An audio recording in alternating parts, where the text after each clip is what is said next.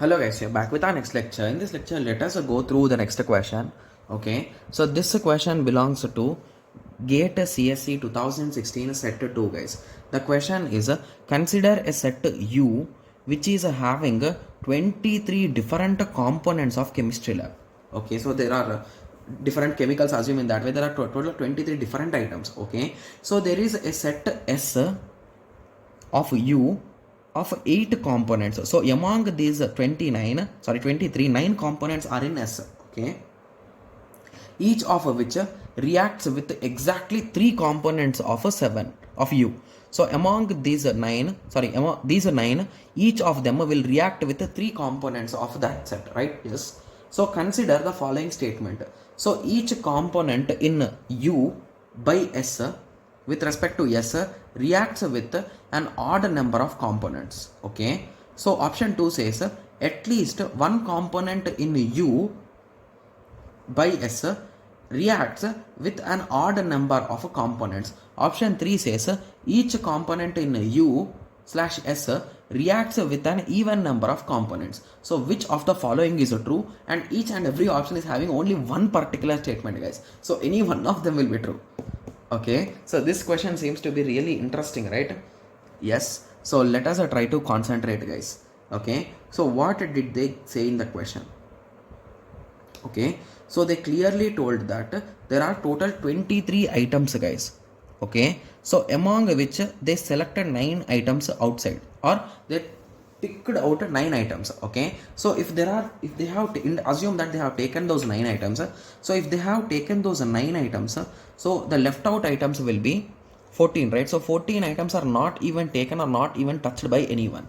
Okay, and they told that there are these 9 items react to each and every one. So each and every one will react to 3 different items, right? So if each of these items are completely different, then there could be the maximum number. So this number should not be 23, there should be 27 items, right? So if everyone is unique, right? Yes, but it is a 23. So means indirectly few items are used, or few items will react to 2 or more items, right? Yes. So with my understanding, I think among these 23, okay, so there could be, okay, so from this 27, okay, so 23 minus 27, so how much are extra, guys? Okay, so how much are extra? I think there are around 4, right? Yes, so I think let us pair them on others, guys.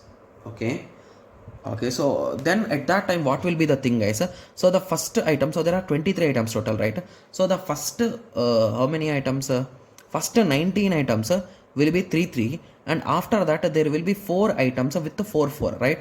So is it giving the right math, guys?